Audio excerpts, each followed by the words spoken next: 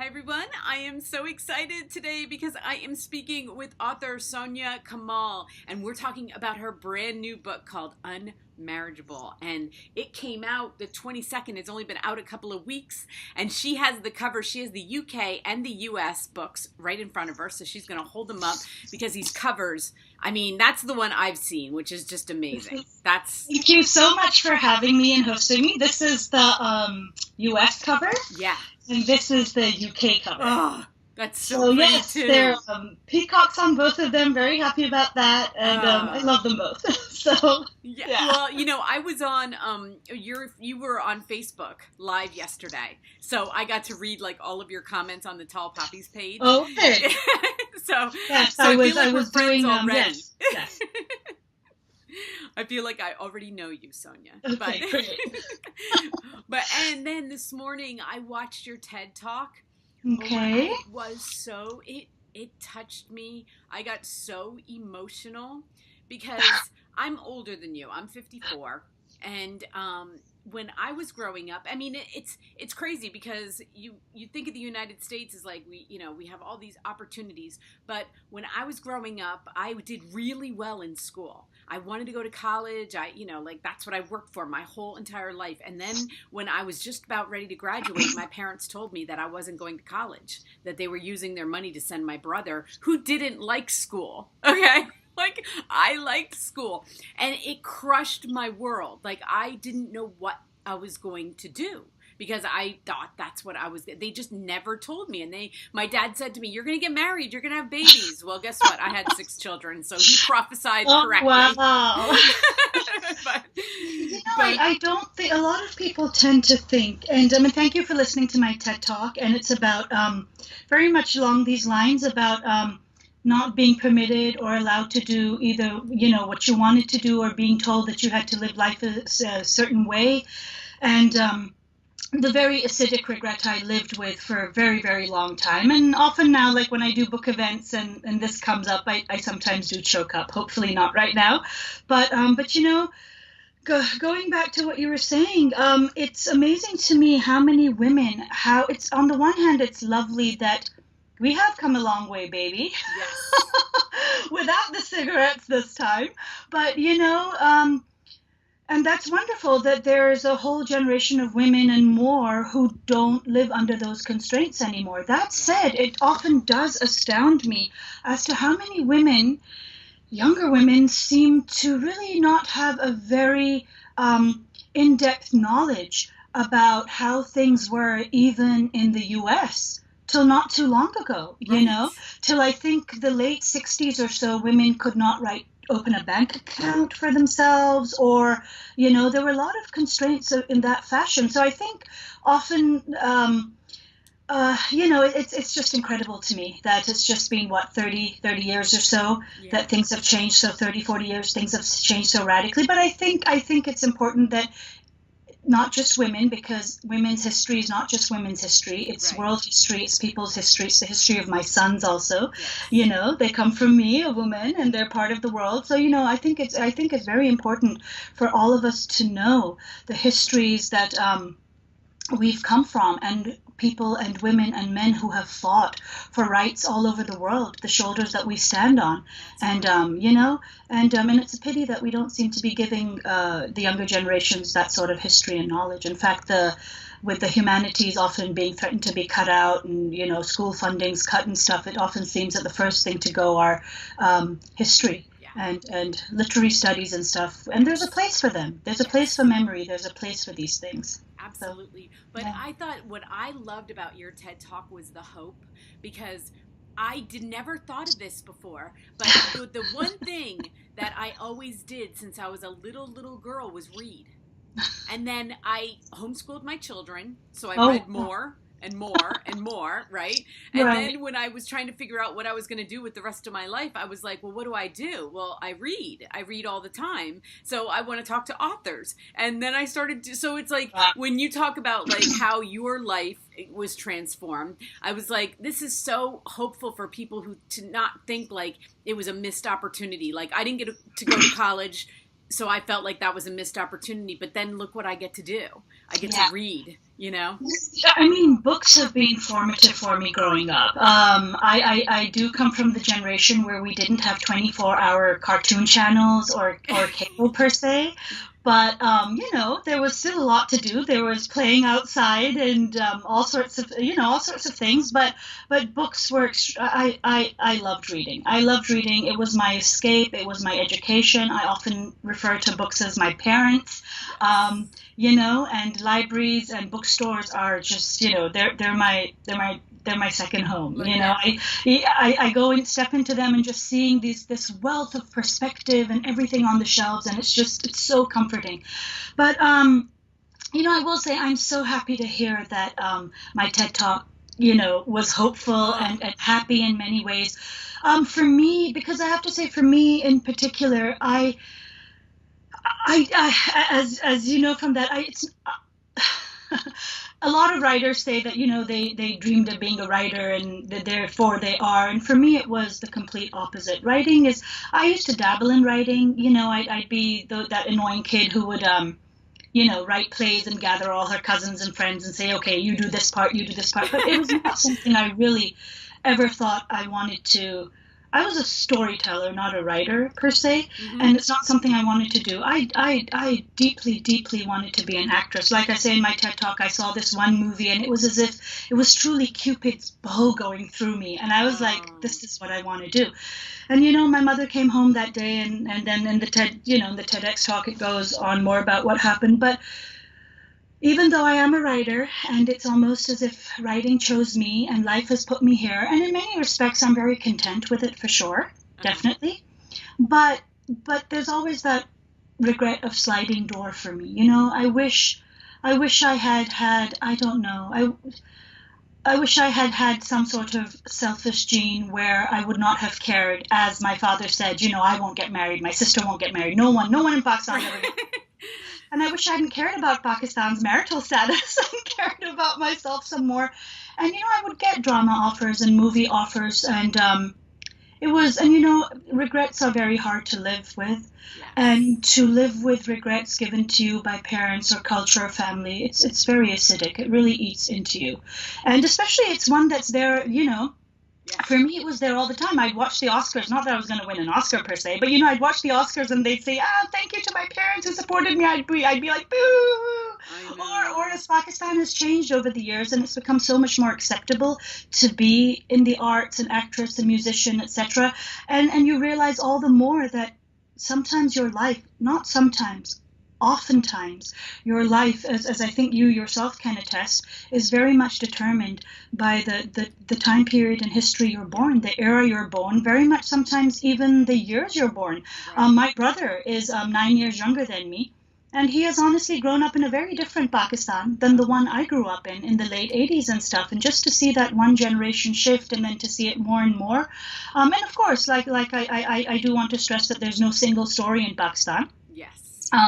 You know, like every country, depending on your class, and then within that, the family you belong to. So, for instance, my parents sent me out here to college by myself in the early 90s. So education was big and important, and that was okay, you know, sending your daughter abroad. But no acting, because that wasn't considered respectable and stuff. So, but, you know, back to your original point, I'm really glad that it is hopeful and happy. Yeah. When you hear it. Oh, yes. It was. I loved it. And I'm going to put the link to it below so everybody can watch it too. But let's talk this book, okay? Because first of all, when, you know, because in your TED Talk, you talk about how you did the audio. Okay, I did not know that, right? So I get your audio. And I had both. I had the Kindle and I had your audio. Okay. And when I heard you doing it, I was like, oh my gosh, I never read the book. I only listened to the audio without even knowing your story. You did such an amazing job with it. I loved it. And it was so, the way you read it, it was so authentic and it kept me in the story. You know, like... Yeah, thank you so much for saying that. Yes, it was a fluke that I actually did the audio. When Unmarriageable sold a year and a half ago to Penguin Random House, my literary agent, asked me if I wanted to do the audio? And I said, absolutely. I mean, absolutely not. I'm not an actress. I have no training. And, I mean, it's one thing, I think, even to use your body when you're acting. It's absolutely another when you have nothing except your voice, your tone, your inflections, everything. And then my voice tends to code switch also because I've grown up in several different countries. So right now, what I sound like is not what I sound like when I start to read, because I grew up in England, and the British accent per se is the first language I spoke in, I think. So anyway, school was educated in, at least, so my brain just code switches to that. It's very wonky. But so my first response was no way, and I forgot about it. I was like, I hope they choose a great person to do it, and I'm looking forward to seeing who they were going to, eventually go with. And then out of the blue, I get an email from Linda Korn, the executive producer at Audible with Penguin Random House. And she happened to have seen my TED Talk too, TEDx Talk, and she said, I think you can do this. And my reply was, yes, perhaps. I don't know, but I don't want to do this. And then she wrote back and she was like, given what you say in your TEDx Talk, this will be like bringing your desire for acting and your writing and fusing those two together. And honestly, that touched me so. I had never thought of that, it had not occurred to me. And because I never thought I'd act in any way, shape, or form again, or be able to fulfill that in any way. And as soon as she said that, it was like a very famous book says, it was an offer I couldn't refuse. So I figured I'd give it a try. And I have to say, narrating this is definitely going to be a highlight of my life. I was intimidated. I was scared. I didn't know, but it was everything. A little bit of sadness at the end too, because I felt like, I could have acted. But on the other hand, I'm very happy with being a writer at this point. I think I like the creating aspect of writing. Yes. And honestly, not having to worry about your looks and how young you look. Very much so. That's true. But the thing is usually for fiction books, authors do not read their own work. Only for memoirs have I heard an author. So I was like, I wonder what it was like for you to read your own fiction. Did you ever at any point go like, oh wait, could I have done better? Or on the flip side, were you like, oh my God, I'm so amazing. I am like, awesome. I did not say, oh my God, I'm so amazing. Perhaps the former, where you're reading and you're like, oh, I should have added this and I should have added that. But I think even if I hadn't narrated it, if you do happen to read what you've written at some point, you do tend to be like, dash it, I should have put this in, and I could have done this and I could have done that. But you just learn to, I think all authors just, it is what it is at this point. At every stage in your life, it's like when you read a book. Reading a book at age 15 is such a different experience from reading that same book at 25, 35, 55 or so. So I think depending on what age and stage in life you approach a project, that project will come out very differently from you. Perhaps the thematic material will be the same, but how you approach it, what is important to you, what you emphasize on, perhaps even your writing chops improve the more you write and stuff. So taking that into consideration, every book everyone writes is what it is, and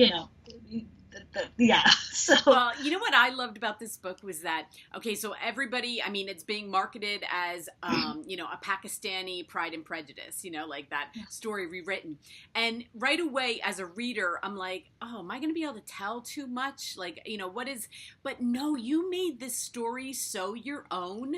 Thank you. Even though there are similarities, but because I've read Pride and Prejudice just too many times, like all of us readers, I think, in our age group, we're like, I know that story inside and out. Right. But I wasn't like thinking that when I was reading it. I was so intrigued by this story that I actually forgot that it was even that. I was like, oh yeah, right, but not. Really, I'm clapping. I'm really, really thrilled to hear this. Yeah, it's one of the challenges I had. Which is why I think it took me so long to get around to even attempting this and writing this, is because I knew I wanted to write this from age 16, the first time I read Pride and Prejudice. But I was, usually when you write, you you don't have an audience in mind. You write for yourself and you hope that other people connect to the stories that you've written. But in this case, I very much knew that at least one Janeite or, Austen fan in the world would pick it up. So Yes. I have that audience from the get-go.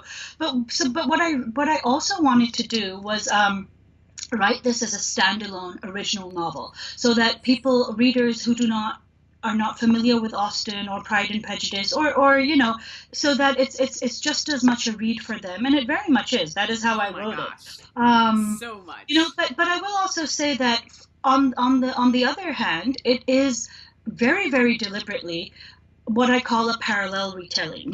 I think it's the only one of its kind right now, which is that it does hit all the plot points. I wanted to read at age 16, literally Pride and Prejudice in Pakistan, and that is what I wrote. So, usually you have continuations like, which are prequels or sequels, or you have variations or inspired by. So, authors will take those characters, but then they'll do different things with them, take them in different directions. And I fleshed out the characters, especially with the minor characters. I gave them a lot of backstory, a lot of motive. I tried to what I tried to do in Unmarriageable was to flesh out the thought, why the characters act the way they do. Mrs. Bennet is obsessed with marriage, but it's coming from a certain place, So, and what place is that? Charlotte Lucas, who in Austen's Pride and Prejudice, we just know that, she accidentally meets Mr. Collin in the street, but we really don't see the proposal, how things unfold, what things happen. And so I wanted to flesh that out much more, give her, concentrate on her motives, Anne de Burgh, so I really worked on the character developments for all of this. But yeah, like I said, I wanted to read Pride and Prejudice in Pakistan, and that's what I did. But standalone novel in its own right too, for sure. Oh my gosh, you did such an amazing job. You made me laugh out loud so many times, okay? Like, I love, and I have no sisters, okay? But, the bantering between the mom and the sisters, I was cracking up. I was like, it was a world that I just, like I said, listening to your voice, I kind of just was transported into that world.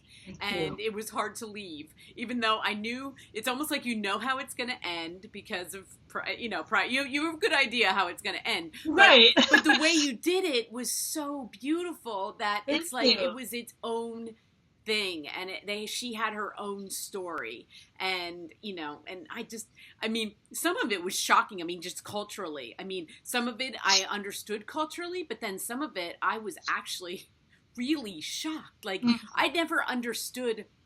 I guess even though my parents were like, you're going to go get married and have, babies, that's what but they weren't like obsessed with me getting maybe a little obsessed, maybe not. I don't know. But I did not understand the mom being as obsessed, like taking it on herself. Like this was her job, like, her project, her job, her project, her career, her everything.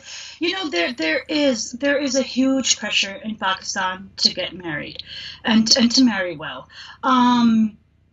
For both men and women, I would say. It's not as if men get to, right. It's definitely easier for them to stay single and remain bachelors, per se. But it's not that they don't get huge sighs from their mothers and, wondering when they'll get married and if they'll get married and how nice it would be for them to get married. But the pressure is a lot more, definitely on women.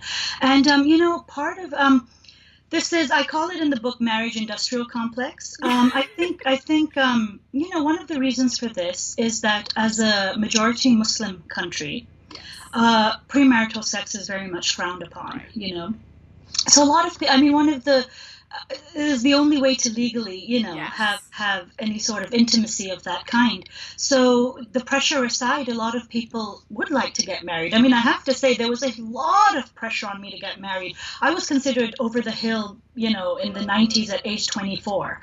And especially since my younger sister had gotten married 2 years before me, it was a huge calamity because the younger one is married and the older, what must be wrong with her?